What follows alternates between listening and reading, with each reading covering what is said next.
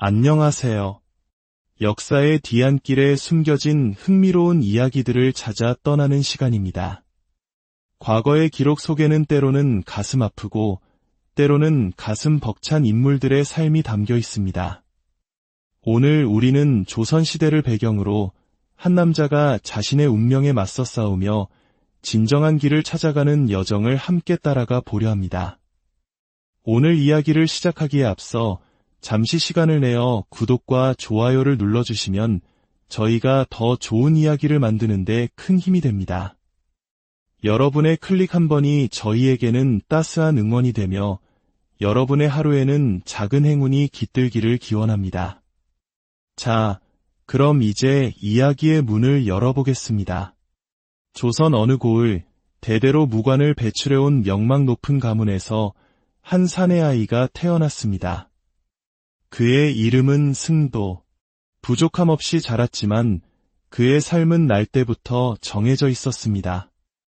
엄격한 무관이셨던 아버지는 승도 역시 가문의 대를 이어 최고의 무관이 되어야 한다고 믿어 의심치 않았습니다.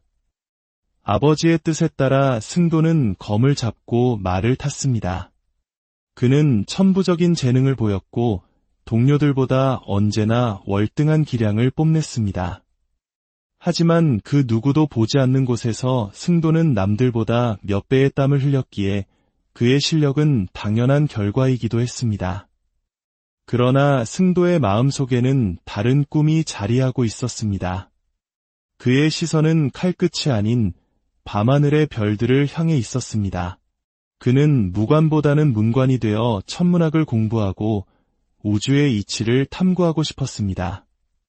그에게 무예 훈련은 아무런 흥미도 즐거움도 주지 못하는 족쇄일 뿐이었습니다. 승도가 13살이 되던 해 그는 처음으로 아버지에게 반기를 들었습니다. 아버지, 저는 무관이 되고 싶지 않습니다. 무예에는 아무런 흥미가 없습니다. 저는 문관의 길을 걸으며 학문을 하고 싶습니다. 어린 아들의 당돌한 선언에 아버지는 아무 말 없이 승도의 멱살을 잡고 집안의 깊숙한 창고로 끌고 갔습니다. 어머니가 애타게 말렸지만 불같은 성정의 아버지를 막을 수는 없었습니다. 그날 승도는 차가운 창고 바닥에서 죽지 않을 만큼 매를 맞았습니다. 아버지는 얼음장 같은 목소리로 말했습니다. 승도야, 듣거라. 내가 나의 아들로 태어난 이상 무관의 길은 너의 운명이다. 그것은 내가 선택할 수 있는 것이 아니다. 다시는 오늘과 같은 말로 이 아비를 실망시키지 말거라. 그날 이후 어린 승도의 가슴에는 아버지에 대한 깊은 공포와 원망이 뿌리내렸습니다. 그는 아버지의 뜻대로 무관으로서 갖춰야 할 모든 것을 무서운 속도로 습득해 나갔고 그 모습을 지켜보는 아버지는 흐뭇해했습니다. 하지만 승도의 실력이 늘어갈수록 아버지에 대한 불신과 증오심도 함께 자라나고 있었습니다. 청년이 된 승도는 궁궐을 수호하는 내금위에 들어가 그 실력을 높이 평가받았습니다. 하지만 그의 마음속 어둠은 그를 예측할 수 없는 행동으로 이끌었습니다. 단체 훈련이 있던 어느 날 동료들과의 합을 맞추는 중요한 훈련 시간에 그는 명령을 무시하고 혼자만의 무술을 연마하고 있었습니다. 그를 후임으로까지 생각했던 내금위장은 여러 차례 주의를 주었지만 승도는 무엇이 잘못되었는지조차 인지하지 못했습니다. 결국 내금위장은 더 이상 그를 품을 수 없다고 판단했고 승도는 내금위에서 퇴출당하고 말았습니다. 자신의 실력이 아닌 이해할 수 없는 이유로 퇴출당한 것에 승도는 울분을 토했습니다. 그날 밤 아버지는 이유를 묻지도 따지지도 않고 가문에 먹칠을 했다며 그를 다시 곳간으로 끌고 갔습니다. 어릴 적 공포가 되살아나 온몸이 사시나무처럼 떨렸습니다. 아버지는 버러지만도 못한 놈이라며 무차별적으로 그를 때리기 시작했습니다. 그런데 이상한 일이었습니다. 몸을 웅크린 채 매를 맞던 승도는 어릴 적 뼈를 깎는 듯한 고통이 느껴지지 않는다는 것을 깨달았습니다. 그저 힘없는 노인이 힘없이 회초리를 휘두르는 것만 같았습니다. 승도는 천천히 몸을 일으켰습니다. 한때 하늘처럼 커 보였던 아버지는 이제 쇠약하고 작은 노인일 뿐이었습니다. 아버지가 다시 팔을 휘두르자 승도는 그 팔을 한 손으로 가볍게 잡아챘습니다. 아들의 강한 소나기에 제압된 아버지는 놀라움을 금치 못했습니다. 아버지, 아버지의 눈에는 제가 아직도 어린아이로 보이십니까? 그 매로 언제까지 저를 다스릴 수 있다 생각하십니까? 이제는 아닙니다. 아버지는 늙으셨고 저는 젊습니다. 더는 아버지의 뜻대로 살지 않겠습니다. 승도는 아버지의 팔을 뿌리치고 곳간 문을 박차고 나갔습니다. 지난 세월의 치욕과 분노를 뒤로한 채 그는 아무도 찾지 않는 깊은 산속으로 들어가 자신만의 암자를 지었습니다. 그리고 그곳에서 복수심을 불태우며 무예를 더욱 연마했습니다. 나를 멸시한 모든 이들에게 나의 힘을 보여주리라. 그의 검은 분노로 날이 서 있었고 하늘로 솟구쳐 거대한 나무를 단칼에 베어낼 정도였습니다. 그렇게 복수심을 칼날 삼아 살아가던 어느 날 그는 세상 돌아가는 형편을 살피고 자신의 세상을 만들기 위해 필요한 것을 찾으러 저작거리로 내려왔습니다. 그의 눈빛은 살기로 가득 차 있어 상인들은 물론 길 가던 사람들조차 그의 눈을 마주치지 못하고 피하기 바빴습니다. 바로 그때였습니다.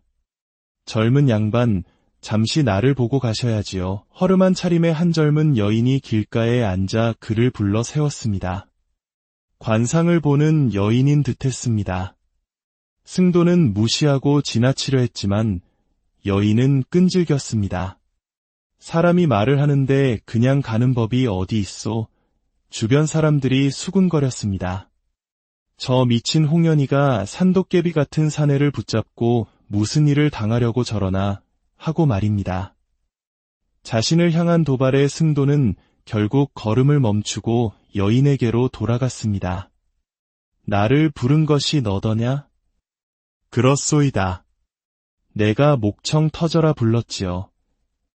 이유가 타당치 않다면 넌 내 소원 하나를 들어줘야 할 것이다. 좋습니다. 대신 내가 선비님의 마음에 들게 한다면 선비님도 내 소원 하나를 들어주셔야지요. 그래야 공평하지 않겠소. 여인은 승도의 살기 어린 눈을 조금도 두려워하지 않고 똑바로 마주 보았습니다. 그녀의 당돌함에 승도는 처음으로 흥미를 느꼈고 그녀 앞에 철퍼덕 주저앉았습니다. 그녀의 이름은 홍련이었습니다. 홍련은 자세를 고쳐 앉고는 나지막이 그러나 힘주어 말했습니다. 당신이 만들고 싶어하는 그 세상을 내가 도와주겠소. 생각지도 못한 말이었습니다. 승도는 순간 움찔하며 홍련의 멱살을 잡고 인적이 드문 곳으로 끌고 갔습니다. 어떻게 안 것이냐? 바른 대로 말하지 못할까? 얼굴에 다 쓰여 있구먼요. 나는 세상을 바꾸고 싶은 분노에 찬 사내다 하고 말이오. 나는 사람의 얼굴에서 그의 삶을 읽는 사람이니까. 승도는 그제야 자신이 너무 예민하게 반응했음을 깨닫고 손에 힘을 풀었습니다. 그렇게 성질이 고약해서야 무슨 큰일을 하겠소? 내가 사람을 잘못 봤나 보오. 홍련이 뒤돌아서려 하자 승도는 다급하게 그녀를 붙잡았습니다. 잠시만, 내가 어찌해야 내가 원하는 세상을 만들 수 있단 말이냐? 홍련은 승도의 눈에서 진심을 읽었습니다. 내가 시키는 대로 할 수 있겠소. 해보거라. 그렇다면 저 아랫마을에 사는 명지와 하동이라는 아이들을 구해주시오. 그 아이들은 매일 밤 아버지의 매질에 시달리며 공포에 떨고 있소. 홍련의 말은 승도의 심장을 꿰뚫었습니다. 그가 만들고 싶은 세상은 바로 자신처럼 부모에게 고통받는 아이들을 구해 그들에게 힘을 길러주는 것이었기 때문입니다. 그는 모든 것을 꿰뚫어보는 듯한 홍련이 신비롭게 느껴졌습니다. 그날 오후 승도는 홍련이 말한 집을 찾아갔습니다. 그곳에서는 술에 취한 아비가 집안 살림을 부수며 난동을 부리고 있었고 두 아이는 담장 밑에 웅크린 채 공포에 떨고 있었습니다. 승도는 아이들에게 다가가 물었습니다. 이곳에서 사는 것이 싫다면 나와 함께 가겠느냐? 다시는 너희를 때리는 사람이 없는 곳으로. 어린 동생 하동이 똘망똘망한 눈으로 대답했습니다. 정말 저희를 때리지 않을 건가요? 그렇다면 가고 싶어요. 승도는 두 아이를 자신의 암자로 데려와 따뜻한 밥을 먹이고 잠자리를 마련해 주었습니다. 매일 공포에 시달리던 아이들에게 그곳은 천국과도 같았습니다. 승도는 홍련의 지시에 따라 아이들에게 글과 무예를 가르치기 시작했습니다. 하지만 그의 가르침은 복수심에 기반하고 있었습니다. 너희들이 강해져야 하는 이유는 너희를 힘들게 한 자들에게 너희의 힘을 보여주기 위함이다. 그의 날카로운 눈빛의 아이들은 더 이상 아무 말도 할 수 없었습니다. 다음 날 홍련은 또 다른 임무를 주었습니다. 건너 마을 달금이네 집에 볏짚 한 단을 가져다주고 2시즌 동안 그 집에 머물다 오시오. 이유를 묻지 말라는 홍련의 말에 승도는 영문도 모른 채 볏짚을 들고 달금이네 집으로 향했습니다. 그곳에는 쓰러져가는 초가집에 사는 한 노부부가 있었습니다. 할아버지는 한쪽 다리가 없었고 할머니는 말을 하지 못하는 벙어리였습니다. 하지만 두 사람의 얼굴에는 웃음꽃이 가득했습니다.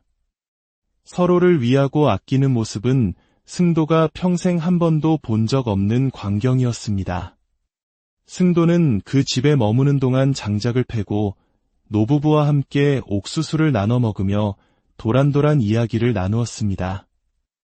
아무것도 가지지 않았지만 세상 모든 것을 가진 듯 행복해 보이는 노부부의 모습은 그의 얼어붙었던 마음을 서서히 녹여내렸습니다. 그날 이후 승도는 변하기 시작했습니다. 암자로 돌아가 아이들을 가르칠 때 그의 얼굴에는 미소가 번졌고 목소리는 따뜻해졌습니다. 그는 더 이상 복수를 말하지 않았습니다. 대신 이렇게 말했습니다. 너희들이 배우는 글과 무예는 너희 자신을 지키고 나아가 너희처럼 약한 사람들을 돕기 위함이다. 그렇게 3년의 세월이 흘렀습니다. 명지와 하동은 훌륭한 소년들로 성장했고 승도는 분노에 찬 무사가 아닌 온화한 스승이 되었습니다. 홍련은 제 집처럼 암자를 드나들며 그들을 살폈고 승도의 마음속에는 홍련을 향한 사랑이 깊이 자리 잡았습니다. 평화로운 어느 날 암자의 정체불명의 검객들이 들이닥쳤습니다. 그들은 승도를 찾았고 그가 없자 홍련과 아이들을 인질로 잡아갔습니다. 그 시각 승도는 노부부가 싸준 옥수수를 들고 설레는 마음으로 암자를 향하고 있었습니다. 오늘은 반드시 홍련에게 내 마음을 고백해야겠다. 하지만 그를 맞이한 것은 싸늘한 정적과 어지럽혀진 방, 그리고 마루 위에 놓인 쪽지 한 장이었습니다. 쪽지에는 단 한 글자, 아비부자가 쓰여 있었습니다. 순간 3년간 잠재웠던 아버지에 대한 증오와 분노가 화산처럼 폭발했습니다. 그의 눈빛은 다시 살기로 가득 찼고 온화했던 스승의 모습은 온데간데 없이 사라졌습니다. 그는 바닥에 떨어진 옥수수 꾸러미를 무참히 짓밟았습니다. 홍련과 아이들이 자신의 끔찍한 과거 때문에 위험에 처했다는 생각에 심장이 부서질 듯했습니다. 승도는 암자 뒤편에 숨겨두었던 복수의 검을 꺼내 들고 밤길을 달려 본가로 향했습니다. 어릴 적 끔찍했던 기억들이 악몽처럼 되살아났지만 그의 마음속에는 단 하나의 생각뿐이었습니다. 홍련, 그대만은 절대로 다치게 두지 않겠어. 새벽녘, 그는 공포의 상징이었던 본가 앞에 도착했습니다. 하지만 이번에는 달랐습니다. 그는 조금의 망설임도 없이 대문을 박차고 들어갔습니다. 아버지는 마당에 서서 그를 기다리고 있었습니다. 결국 이렇게 불효막심한 아들의 얼굴을 보게 되는구나. 제가 왔으니 아이들과 여인은 풀어주시지요. 그럴 순 없지. 내 놈이 아직 정신을 못 차렸으니 말이다. 다시 무관의 길로 돌아가거라. 그럴 수 없습니다. 더 이상 아버지의 인형으로 불행하게 살고 싶지 않습니다. 아버지의 명령에 검객들이 일제히 승도를 에워쌌습니다. 승도는 검을 뽑아들고 외쳤습니다. 아버지와의 인연은 오늘 여기까지입니다. 치열한 싸움이 시작되었습니다. 승도의 실력은 출중했지만 수많은 검객을 상대하기에는 역부족이었습니다. 그런데 싸움이 격해질수록 무언가 이상했습니다. 검객들의 칼놀림은 제압을 위한 것이 아니라 명백한 사리를 담고 있었습니다. 아버지가 당황하여 소리쳤습니다. 멈추거라. 내 아들을 죽일 셈이냐. 상처 없이 겁만 주라 하지 않았느냐. 그러자 검객의 수장이 비웃으며 말했습니다. 김대감, 우리는 당신의 명을 받은 것이 아니오. 당신의 가문을 박살내라는 명을 받았지. 그제야 아버지는 모든 것이 함정이었음을 깨달았습니다.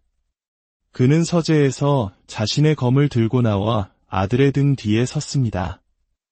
아버지와 아들은 처음으로 등을 맞대고 함께 싸웠습니다.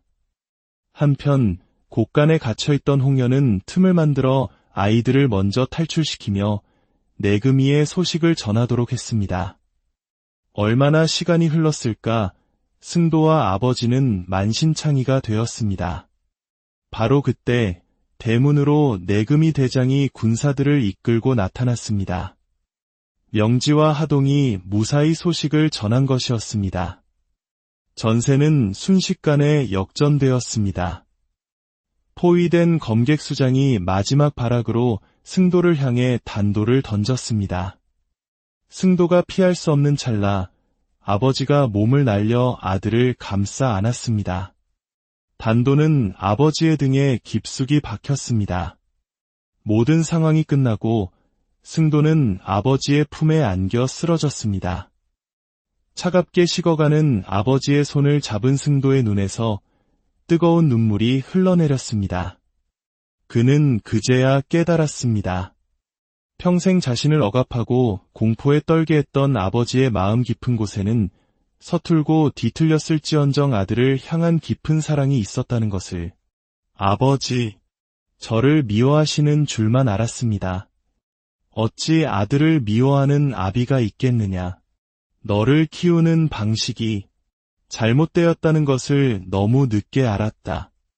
미안하구나, 아들아. 아닙니다, 아버지. 제가 어리석었습니다. 아버지의 깊은 뜻을 헤아리지 못했습니다. 못난 아들을 용서해 주십시오. 아버지는 아들의 뺨을 어루만지며 희미한 미소를 지었고 이내 조용히 눈을 감았습니다. 며칠 후 사건의 배후가 밝혀졌습니다. 그것은 늘 승도를 시기하던 다른 무관 가문의 아들이 꾸민 일이었습니다. 그는 응당한 처벌을 받았습니다. 시간이 흘러 봄이 찾아왔습니다. 홍련은 승도를 어느 커다란 저택으로 이끌었습니다. 그곳에서 승도를 기다리고 있던 사람은 다름 아닌 내금이 대장이었습니다. 자네, 오랜만이구먼. 그런데 우리 홍련이는 언제 데려갈 생각인가? 내금이 대장의 말에 승도는 심장이 멎는 듯했습니다. 아버지라고요? 그렇습니다. 홍련은 내금이 대장의 외동딸이었습니다. 그녀는 아버지의 부하였던 승도를 처음 본 순간부터 마음에 품었고 그가 삐뚤어진 길을 걷는 것을 안타까워했습니다. 아버지는 승도를 반대했지만 홍련은 자신이 직접 그의 진심을 확인하고 싶었습니다. 그래서 관상쟁이로 위장해 그에게 다가갔고 여러 과제를 통해 그의 본성을 시험하며 그를 올바른 길로 이끌었던 것입니다. 모든 진실을 알게 된 승도는 벚꽃이 만발한 오솔길에서 홍련을 번쩍 안아 들었습니다. 당신은 참으로 무서운 여인이오. 그래서 싫으십니까? 아니, 정반대요. 당신의 그 깊은 마음에 내 모든 것을 걸겠소. 두 사람은 모든 이의 축복 속에서 혼례를 올렸습니다.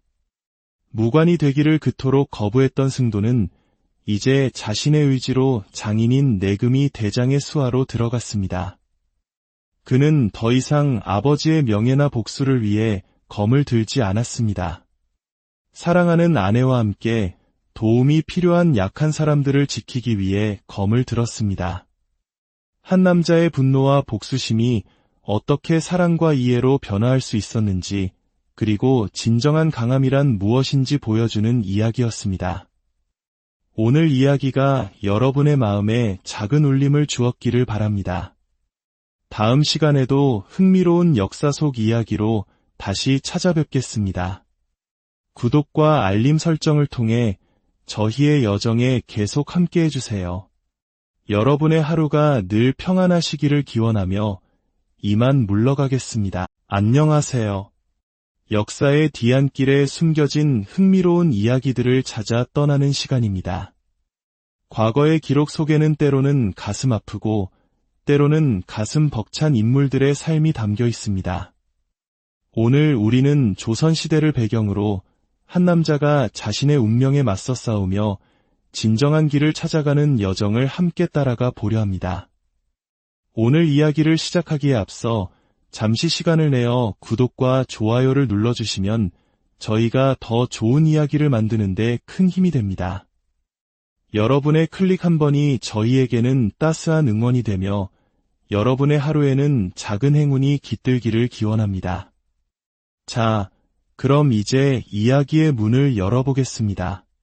조선 어느 고을 대대로 무관을 배출해온 명망 높은 가문에서 한 사내 아이가 태어났습니다.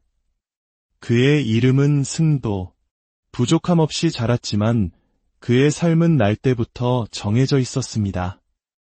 엄격한 무관이셨던 아버지는 승도 역시 가문의 대를 이어 최고의 무관이 되어야 한다고 믿어 의심치 않았습니다. 아버지의 뜻에 따라 승도는 검을 잡고 말을 탔습니다. 그는 천부적인 재능을 보였고 동료들보다 언제나 월등한 기량을 뽐냈습니다. 하지만 그 누구도 보지 않는 곳에서 승도는 남들보다 몇 배의 땀을 흘렸기에 그의 실력은 당연한 결과이기도 했습니다. 그러나 승도의 마음속에는 다른 꿈이 자리하고 있었습니다. 그의 시선은 칼끝이 아닌 밤하늘의 별들을 향해 있었습니다. 그는 무관보다는 문관이 되어 천문학을 공부하고 우주의 이치를 탐구하고 싶었습니다. 그에게 무예 훈련은 아무런 흥미도 즐거움도 주지 못하는 족쇄일 뿐이었습니다. 승도가 13살이 되던 해 그는 처음으로 아버지에게 반기를 들었습니다. 아버지, 저는 무관이 되고 싶지 않습니다. 무예에는 아무런 흥미가 없습니다. 저는 문관의 길을 걸으며 학문을 하고 싶습니다. 어린 아들의 당돌한 선언에 아버지는 아무 말 없이 승도의 멱살을 잡고 집안의 깊숙한 창고로 끌고 갔습니다. 어머니가 애타게 말렸지만 불같은 성정의 아버지를 막을 수는 없었습니다. 그날 승도는 차가운 창고 바닥에서 죽지 않을 만큼 매를 맞았습니다. 아버지는 얼음장 같은 목소리로 말했습니다. 승도야, 듣거라. 내가 나의 아들로 태어난 이상 무관의 길은 너의 운명이다. 그것은 내가 선택할 수 있는 것이 아니다. 다시는 오늘과 같은 말로 이 아비를 실망시키지 말거라. 그날 이후 어린 승도의 가슴에는 아버지에 대한 깊은 공포와 원망이 뿌리내렸습니다. 그는 아버지의 뜻대로 무관으로서 갖춰야 할 모든 것을 무서운 속도로 습득해 나갔고 그 모습을 지켜보는 아버지는 흐뭇해했습니다. 하지만 승도의 실력이 늘어갈수록 아버지에 대한 불신과 증오심도 함께 자라나고 있었습니다. 청년이 된 승도는 궁궐을 수호하는 내금위에 들어가 그 실력을 높이 평가받았습니다. 하지만 그의 마음속 어둠은 그를 예측할 수 없는 행동으로 이끌었습니다. 단체 훈련이 있던 어느 날 동료들과의 합을 맞추는 중요한 훈련 시간에 그는 명령을 무시하고 혼자만의 무술을 연마하고 있었습니다. 그를 후임으로까지 생각했던 내금의장은 여러 차례 주의를 주었지만 승도는 무엇이 잘못되었는지조차 인지하지 못했습니다. 결국 내금의장은 더 이상 그를 품을 수 없다고 판단했고 승도는 내금의에서 퇴출당하고 말았습니다. 자신의 실력이 아닌 이해할 수 없는 이유로 퇴출당한 것에 승도는 울분을 토했습니다. 그날 밤 아버지는 이유를 묻지도 따지지도 않고 가문에 먹칠을 했다며 그를 다시 곳간으로 끌고 갔습니다. 어릴 적 공포가 되살아나 온몸이 사시나무처럼 떨렸습니다. 아버지는 버러지만도 못한 놈이라며 무차별적으로 그를 때리기 시작했습니다. 그런데 이상한 일이었습니다. 몸을 웅크린 채 매를 맞던 승도는 어릴 적 뼈를 깎는 듯한 고통이 느껴지지 않는다는 것을 깨달았습니다. 그저 힘없는 노인이 힘없이 회초리를 휘두르는 것만 같았습니다. 승도는 천천히 몸을 일으켰습니다.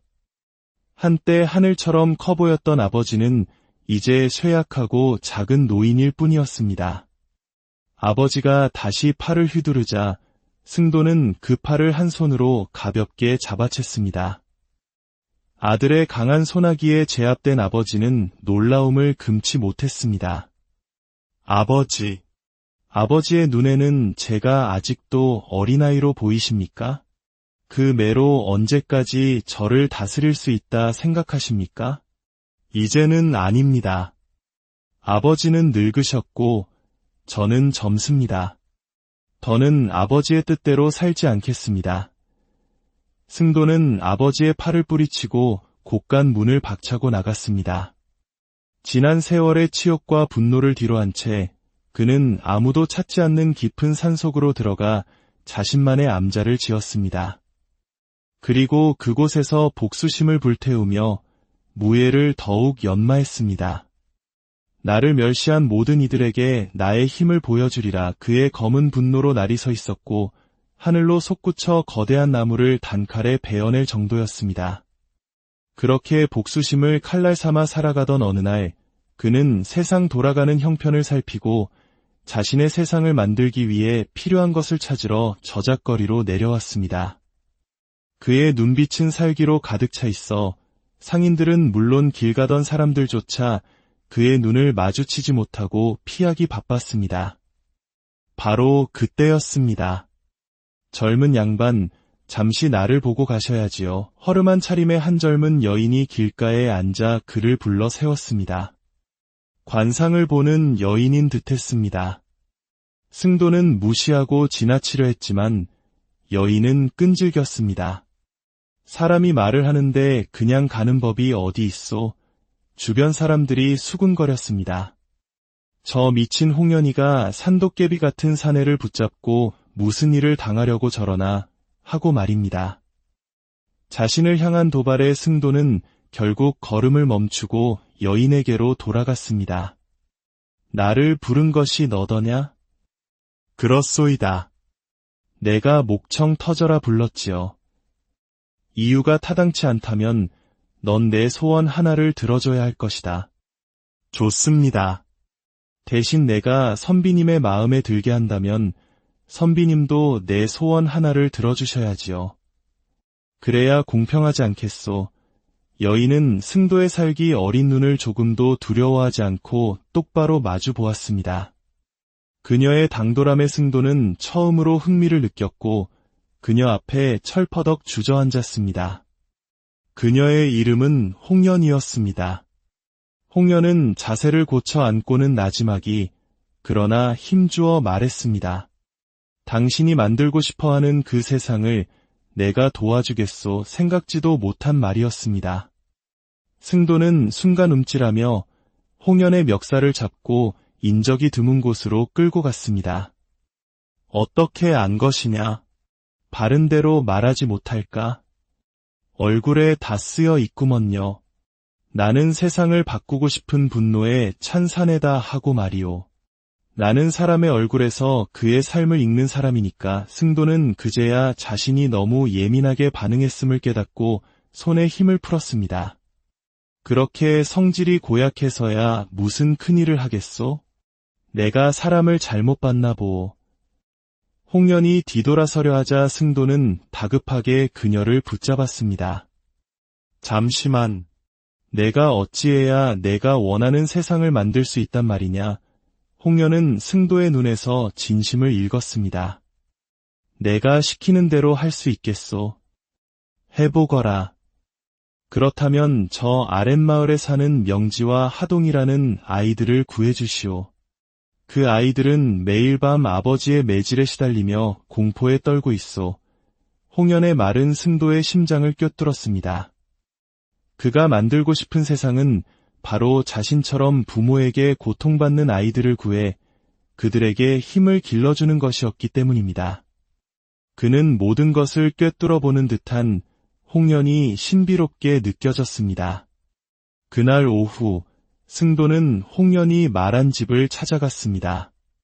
그곳에서는 술에 취한 아비가 집안 살림을 부수며 난동을 부리고 있었고 두 아이는 담장 밑에 웅크린 채 공포에 떨고 있었습니다. 승도는 아이들에게 다가가 물었습니다. 이곳에서 사는 것이 싫다면 나와 함께 가겠느냐? 다시는 너희를 때리는 사람이 없는 곳으로. 어린 동생 하동이 똘망똘망한 눈으로 대답했습니다. 정말 저희를 때리지 않을 건가요? 그렇다면 가고 싶어요. 승도는 두 아이를 자신의 암자로 데려와 따뜻한 밥을 먹이고 잠자리를 마련해 주었습니다. 매일 공포에 시달리던 아이들에게 그곳은 천국과도 같았습니다. 승도는 홍련의 지시에 따라 아이들에게 글과 무예를 가르치기 시작했습니다. 하지만 그의 가르침은 복수심에 기반하고 있었습니다. 너희들이 강해져야 하는 이유는 너희를 힘들게 한 자들에게 너희의 힘을 보여주기 위함이다. 그의 날카로운 눈빛의 아이들은 더 이상 아무 말도 할 수 없었습니다. 다음 날 홍련은 또 다른 임무를 주었습니다.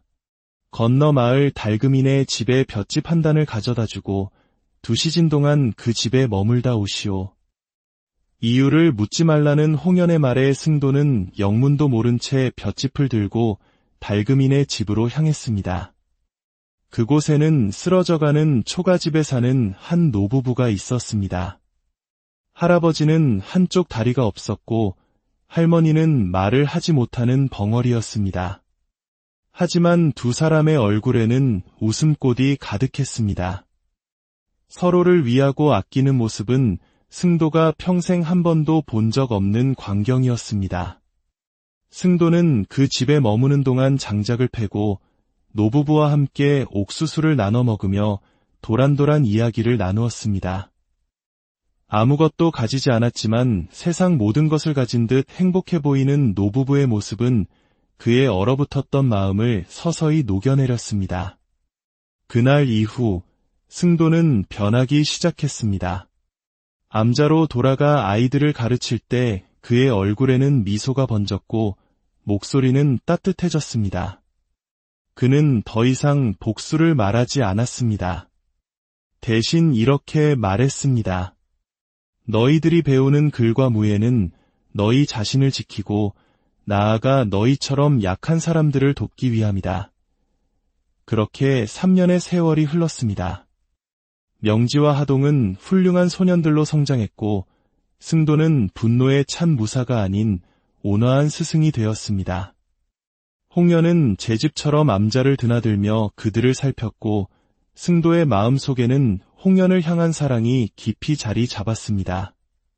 평화로운 어느 날 암자의 정체불명의 검객들이 들이닥쳤습니다. 그들은 승도를 찾았고 그가 없자 홍련과 아이들을 인질로 잡아갔습니다. 그 시각 승도는 노부부가 싸준 옥수수를 들고 설레는 마음으로 암자를 향하고 있었습니다. 오늘은 반드시 홍련에게 내 마음을 고백해야겠다. 하지만 그를 맞이한 것은 싸늘한 정적과 어지럽혀진 방, 그리고 마루 위에 놓인 쪽지 한 장이었습니다. 쪽지에는 단 한 글자, 아비부자가 쓰여 있었습니다. 순간 3년간 잠재웠던 아버지에 대한 증오와 분노가 화산처럼 폭발했습니다. 그의 눈빛은 다시 살기로 가득 찼고 온화했던 스승의 모습은 온데간데 없이 사라졌습니다. 그는 바닥에 떨어진 옥수수 꾸러미를 무참히 짓밟았습니다. 홍연과 아이들이 자신의 끔찍한 과거 때문에 위험에 처했다는 생각에 심장이 부서질 듯했습니다. 승도는 암자 뒤편에 숨겨두었던 복수의 검을 꺼내 들고 밤길을 달려 본가로 향했습니다. 어릴 적 끔찍했던 기억들이 악몽처럼 되살아났지만 그의 마음속에는 단 하나의 생각뿐이었습니다. 홍연, 그대만은 절대로 다치게 두지 않겠어. 새벽녘, 그는 공포의 상징이었던 본가 앞에 도착했습니다. 하지만 이번에는 달랐습니다. 그는 조금의 망설임도 없이 대문을 박차고 들어갔습니다. 아버지는 마당에 서서 그를 기다리고 있었습니다. 결국 이렇게 불효막심한 아들의 얼굴을 보게 되는구나. 제가 왔으니 아이들과 여인은 풀어주시지요. 그럴 순 없지. 내 놈이 아직 정신을 못 차렸으니 말이다. 다시 무관의 길로 돌아가거라. 그럴 수 없습니다. 더 이상 아버지의 인형으로 불행하게 살고 싶지 않습니다. 아버지의 명령에 검객들이 일제히 승도를 에워쌌습니다. 승도는 검을 뽑아 들고 외쳤습니다. 아버지와의 인연은 오늘 여기까지입니다. 치열한 싸움이 시작되었습니다. 승도의 실력은 출중했지만 수많은 검객을 상대하기에는 역부족이었습니다. 그런데 싸움이 격해질수록 무언가 이상했습니다. 검객들의 칼놀림은 제압을 위한 것이 아니라 명백한 사리를 담고 있었습니다. 아버지가 당황하여 소리쳤습니다. 멈추거라. 내 아들을 죽일 셈이냐. 상처 없이 겁만 주라 하지 않았느냐. 그러자 검객의 수장이 비웃으며 말했습니다. 김대감, 우리는 당신의 명을 받은 것이 아니오. 당신의 가문을 박살내라는 명을 받았지. 그제야 아버지는 모든 것이 함정이었음을 깨달았습니다. 그는 서재에서 자신의 검을 들고 나와 아들의 등 뒤에 섰습니다. 아버지와 아들은 처음으로 등을 맞대고 함께 싸웠습니다. 한편 곳간에 갇혀있던 홍연은 틈을 만들어 아이들을 먼저 탈출시키며 내금이의 소식을 전하도록 했습니다. 얼마나 시간이 흘렀을까? 승도와 아버지는 만신창이가 되었습니다. 바로 그때 대문으로 내금이 대장이 군사들을 이끌고 나타났습니다. 명지와 하동이 무사히 소식을 전한 것이었습니다. 전세는 순식간에 역전되었습니다. 포위된 검객 수장이 마지막 발악으로 승도를 향해 단도를 던졌습니다. 승도가 피할 수 없는 찰나 아버지가 몸을 날려 아들을 감싸 안았습니다. 단도는 아버지의 등에 깊숙이 박혔습니다. 모든 상황이 끝나고 승도는 아버지의 품에 안겨 쓰러졌습니다. 차갑게 식어가는 아버지의 손을 잡은 승도의 눈에서 뜨거운 눈물이 흘러내렸습니다. 그는 그제야 깨달았습니다. 평생 자신을 억압하고 공포에 떨게 했던 아버지의 마음 깊은 곳에는 서툴고 뒤틀렸을지언정 아들을 향한 깊은 사랑이 있었다는 것을. 아버지, 저를 미워하시는 줄만 알았습니다. 어찌 아들을 미워하는 아비가 있겠느냐. 너를 키우는 방식이 잘못되었다는 것을 너무 늦게 알았다. 미안하구나, 아들아. 아닙니다, 아버지. 제가 어리석었습니다. 아버지의 깊은 뜻을 헤아리지 못했습니다. 못난 아들을 용서해 주십시오. 아버지는 아들의 뺨을 어루만지며 희미한 미소를 지었고 이내 조용히 눈을 감았습니다. 며칠 후 사건의 배후가 밝혀졌습니다. 그것은 늘 승도를 시기하던 다른 무관 가문의 아들이 꾸민 일이었습니다. 그는 응당한 처벌을 받았습니다. 시간이 흘러 봄이 찾아왔습니다. 홍련은 승도를 어느 커다란 저택으로 이끌었습니다. 그곳에서 승도를 기다리고 있던 사람은 다름 아닌 내금이 대장이었습니다. 자네, 오랜만이구먼. 그런데 우리 홍련이는 언제 데려갈 생각인가? 내금이 대장의 말에 승도는 심장이 멎는 듯했습니다. 아버지라고요? 그렇습니다. 홍련은 내금이 대장의 외동딸이었습니다. 그녀는 아버지의 부하였던 승도를 처음 본 순간부터 마음에 품었고 그가 삐뚤어진 길을 걷는 것을 안타까워했습니다. 아버지는 승도를 반대했지만 홍련은 자신이 직접 그의 진심을 확인하고 싶었습니다. 그래서 관상쟁이로 위장해 그에게 다가갔고 여러 과제를 통해 그의 본성을 시험하며 그를 올바른 길로 이끌었던 것입니다. 모든 진실을 알게 된 승도는 벚꽃이 만발한 오솔길에서 홍련을 번쩍 안아 들었습니다. 당신은 참으로 무서운 여인이오. 그래서 싫으십니까? 아니, 정반대요. 당신의 그 깊은 마음에 내 모든 것을 걸겠소. 두 사람은 모든 이의 축복 속에서 혼례를 올렸습니다. 무관이 되기를 그토록 거부했던 승도는 이제 자신의 의지로 장인인 내금이 대장의 수하로 들어갔습니다. 그는 더 이상 아버지의 명예나 복수를 위해 검을 들지 않았습니다. 사랑하는 아내와 함께 도움이 필요한 약한 사람들을 지키기 위해 검을 들었습니다. 한 남자의 분노와 복수심이 어떻게 사랑과 이해로 변화할 수 있었는지, 그리고 진정한 강함이란 무엇인지 보여주는 이야기였습니다. 오늘 이야기가 여러분의 마음에 작은 울림을 주었기를 바랍니다. 다음 시간에도 흥미로운 역사 속 이야기로 다시 찾아뵙겠습니다. 구독과 알림 설정을 통해 저희의 여정에 계속 함께 해주세요. 여러분의 하루가 늘 평안하시기를 기원하며 이만 물러가겠습니다. 안녕하세요. 역사의 뒤안길에 숨겨진 흥미로운 이야기들을 찾아 떠나는 시간입니다. 과거의 기록 속에는 때로는 가슴 아프고 때로는 가슴 벅찬 인물들의 삶이 담겨 있습니다. 오늘 우리는 조선시대를 배경으로 한 남자가 자신의 운명에 맞서 싸우며 진정한 길을 찾아가는 여정을 함께 따라가 보려 합니다. 오늘 이야기를 시작하기에 앞서 잠시 시간을 내어 구독과 좋아요를 눌러주시면 저희가 더 좋은 이야기를 만드는 데 큰 힘이 됩니다. 여러분의 클릭 한 번이 저희에게는 따스한 응원이 되며 여러분의 하루에는 작은 행운이 깃들기를 기원합니다. 자, 그럼 이제 이야기의 문을 열어보겠습니다. 조선 어느 고을 대대로 무관을 배출해온 명망 높은 가문에서 한 사내 아이가 태어났습니다. 그의 이름은 승도. 부족함 없이 자랐지만 그의 삶은 날 때부터 정해져 있었습니다. 엄격한 무관이셨던 아버지는 승도 역시 가문의 대를 이어 최고의 무관이 되어야 한다고 믿어 의심치 않았습니다.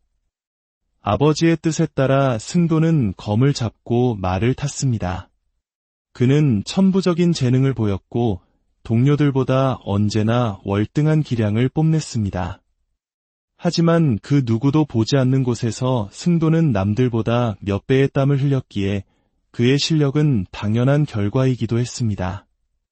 그러나 승도의 마음속에는 다른 꿈이 자리하고 있었습니다. 그의 시선은 칼끝이 아닌 밤하늘의 별들을 향해 있었습니다. 그는 무관보다는 문관이 되어 천문학을 공부하고 우주의 이치를 탐구하고 싶었습니다. 그에게 무예 훈련은 아무런 흥미도 즐거움도 주지 못하는 족쇄일 뿐이었습니다. 승도가 13살이 되던 해 그는 처음으로 아버지에게 반기를 들었습니다. 아버지, 저는 무관이 되고 싶지 않습니다. 무예에는 아무런 흥미가 없습니다. 저는 문관의 길을 걸으며 학문을 하고 싶습니다. 어린 아들의 당돌한 선언에 아버지는 아무 말 없이 승도의 멱살을 잡고 집안의 깊숙한 창고로 끌고 갔습니다. 어머니가 애타게 말렸지만 불같은 성정의 아버지를 막을 수는 없었습니다. 그날 승도는 차가운 창고 바닥에서 죽지 않을 만큼 매를 맞았습니다. 아버지는 얼음장 같은 목소리로 말했습니다. 승도야, 듣거라. 내가 나의 아들로 태어난 이상 무관의 길은 너의 운명이다. 그것은 내가 선택할 수 있는 것이 아니다. 다시는 오늘과 같은 말로 이 아비를 실망시키지 말 거라. 그날 이후 어린 승도의 가슴에는 아버지에 대한 깊은 공포와 원망이 뿌리내렸습니다. 그는 아버지의 뜻대로 무관으로서 갖춰야 할 모든 것을 무서운 속도로 습득해 나갔고 그 모습을 지켜보는 아버지는 흐뭇해했습니다. 하지만 승도의 실력이 늘어갈수록 아버지에 대한 불신과 증오심도 함께 자라나고 있었습니다. 청년이 된 승도는 궁궐을 수호하는 내금위에 들어가 그 실력을 높이 평가받았습니다. 하지만 그의 마음속 어둠은 그를 예측할 수 없는 행동으로 이끌었습니다. 단체 훈련이 있던 어느 날 동료들과의 합을 맞추는 중요한 훈련 시간에 그는 명령을 무시하고 혼자만의 무술을 연마하고 있었습니다. 그를 후임으로까지 생각했던 내금위장은 여러 차례 주의를 주었지만 승도는 무엇이 잘못되었는지조차 인지하지 못했습니다. 결국 내금위장은 더 이상 그를 품을 수 없다고 판단했고 승도는 내금위에서 퇴출당하고 말았습니다. 자신의 실력이 아닌 이해할 수 없는 이유로 퇴출당한 것에 승도는 울분을 토했습니다. 그날 밤 아버지는 이유를 묻지도 따지지도 않고 가문에 먹칠을 했다며 그를 다시 곳간으로 끌고 갔습니다. 어릴 적 공포가 되살아나 온몸이 사시나무처럼 떨렸습니다. 아버지는 버러지만도 못한 놈이라며 무차별적으로 그를 때리기 시작했습니다.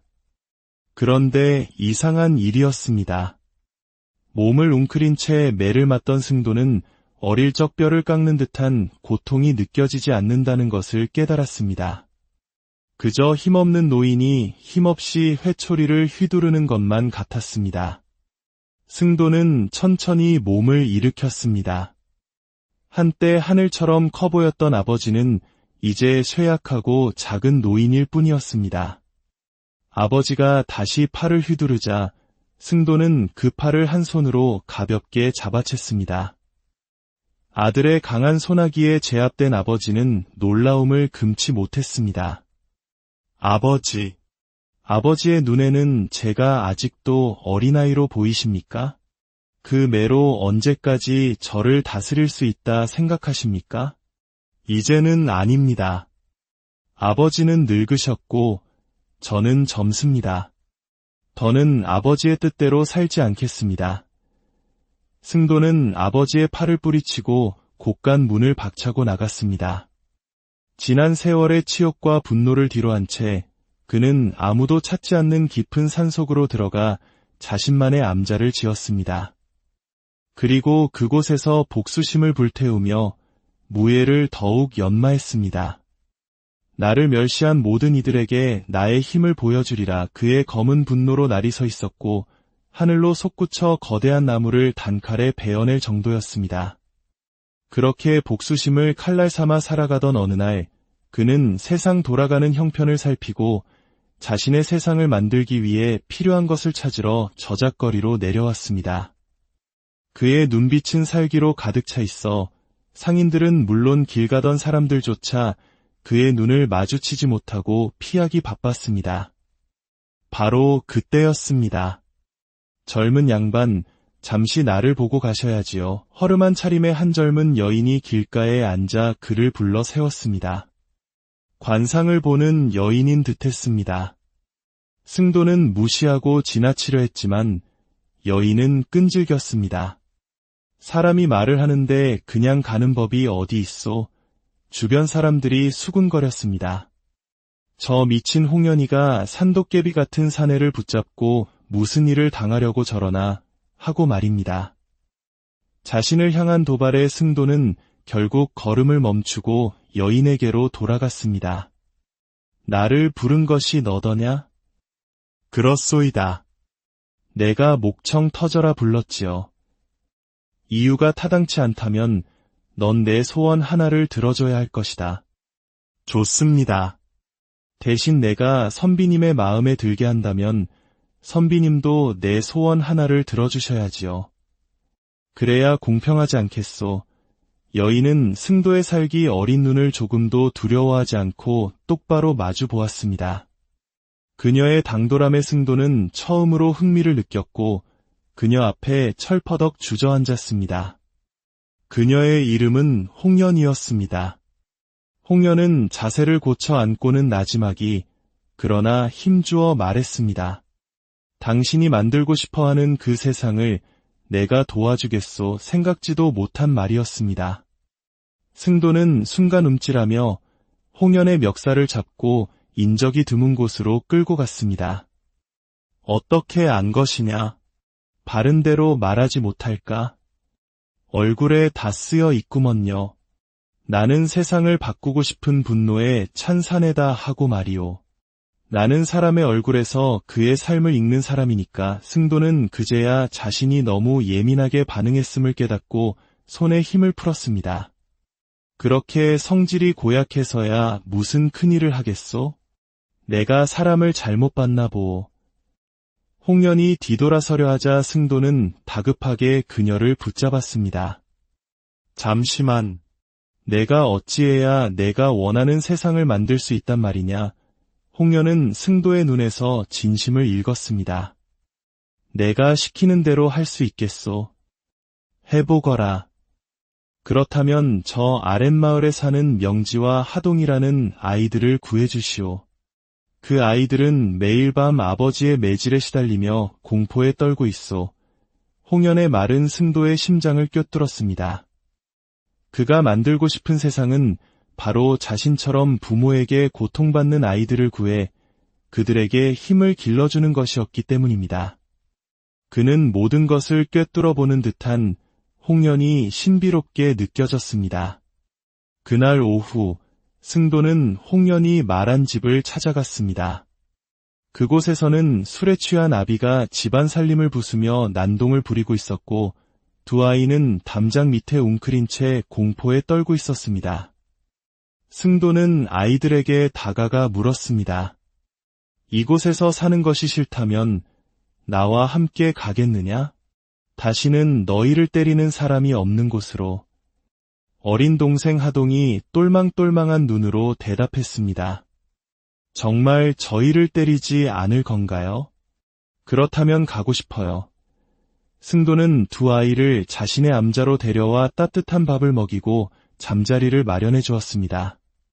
매일 공포에 시달리던 아이들에게 그곳은 천국과도 같았습니다.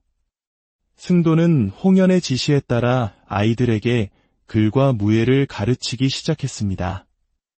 하지만 그의 가르침은 복수심에 기반하고 있었습니다. 너희들이 강해져야 하는 이유는 너희를 힘들게 한 자들에게 너희의 힘을 보여주기 위함이다. 그의 날카로운 눈빛의 아이들은 더 이상 아무 말도 할 수 없었습니다. 다음 날 홍련은 또 다른 임무를 주었습니다. 건너 마을 달금이네 집에 볏짚 한 단을 가져다주고 2시즌 동안 그 집에 머물다 오시오. 이유를 묻지 말라는 홍련의 말에 승도는 영문도 모른 채 볏짚을 들고 달금이네 집으로 향했습니다.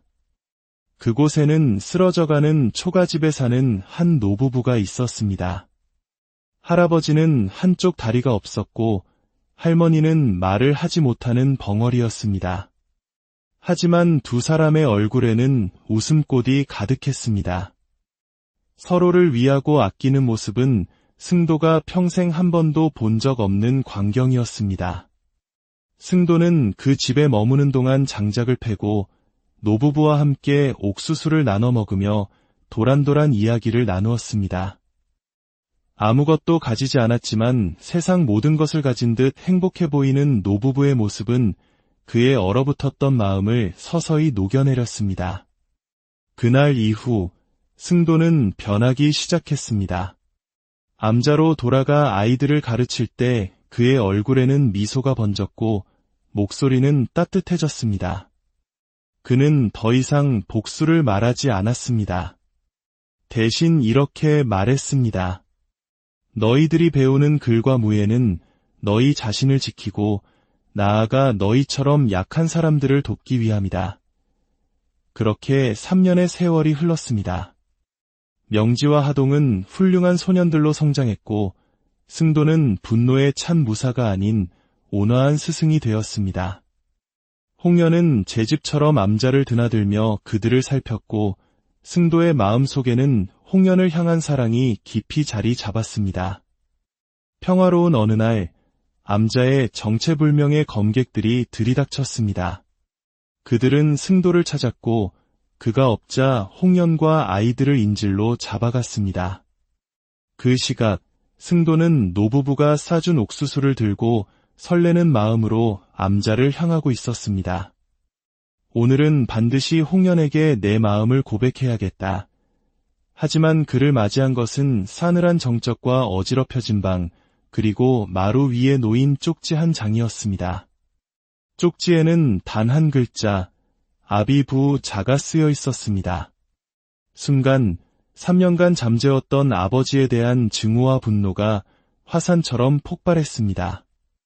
그의 눈빛은 다시 살기로 가득 찼고 온화했던 스승의 모습은 온데간데 없이 사라졌습니다. 그는 바닥에 떨어진 옥수수 꾸러미를 무참히 짓밟았습니다. 홍련과 아이들이 자신의 끔찍한 과거 때문에 위험에 처했다는 생각에 심장이 부서질 듯했습니다. 승도는 암자 뒤편에 숨겨두었던 복수의 검을 꺼내 들고 밤길을 달려 본가로 향했습니다. 어릴 적 끔찍했던 기억들이 악몽처럼 되살아났지만 그의 마음속에는 단 하나의 생각뿐이었습니다. 홍련, 그대만은 절대로 다치게 두지 않겠어. 새벽녘, 그는 공포의 상징이었던 본가 앞에 도착했습니다. 하지만 이번에는 달랐습니다. 그는 조금의 망설임도 없이 대문을 박차고 들어갔습니다. 아버지는 마당에 서서 그를 기다리고 있었습니다. 결국 이렇게 불효막심한 아들의 얼굴을 보게 되는구나. 제가 왔으니 아이들과 여인은 풀어주시지요. 그럴 순 없지. 내 놈이 아직 정신을 못 차렸으니 말이다. 다시 무관의 길로 돌아가거라. 그럴 수 없습니다. 더 이상 아버지의 인형으로 불행하게 살고 싶지 않습니다. 아버지의 명령에 검객들이 일제히 승도를 에워쌌습니다. 승도는 검을 뽑아 들고 외쳤습니다. 아버지와의 인연은 오늘 여기까지입니다. 치열한 싸움이 시작되었습니다. 승도의 실력은 출중했지만 수많은 검객을 상대하기에는 역부족이었습니다. 그런데 싸움이 격해질수록 무언가 이상했습니다. 검객들의 칼놀림은 제압을 위한 것이 아니라 명백한 사리를 담고 있었습니다. 아버지가 당황하여 소리쳤습니다. 멈추거라. 내 아들을 죽일 셈이냐. 상처 없이 겁만 주라 하지 않았느냐. 그러자 검객의 수장이 비웃으며 말했습니다. 김대감, 우리는 당신의 명을 받은 것이 아니오. 당신의 가문을 박살내라는 명을 받았지. 그제야 아버지는 모든 것이 함정이었음을 깨달았습니다. 그는 서재에서 자신의 검을 들고 나와 아들의 등 뒤에 섰습니다. 아버지와 아들은 처음으로 등을 맞대고 함께 싸웠습니다. 한편 곳간에 갇혀있던 홍련은 틈을 만들어 아이들을 먼저 탈출시키며 내금이의 소식을 전하도록 했습니다. 얼마나 시간이 흘렀을까? 승도와 아버지는 만신창이가 되었습니다. 바로 그때 대문으로 내금이 대장이 군사들을 이끌고 나타났습니다. 명지와 하동이 무사히 소식을 전한 것이었습니다. 전세는 순식간에 역전되었습니다. 포위된 검객수장이 마지막 발악으로 승도를 향해 단도를 던졌습니다. 승도가 피할 수 없는 찰나 아버지가 몸을 날려 아들을 감싸 안았습니다. 단도는 아버지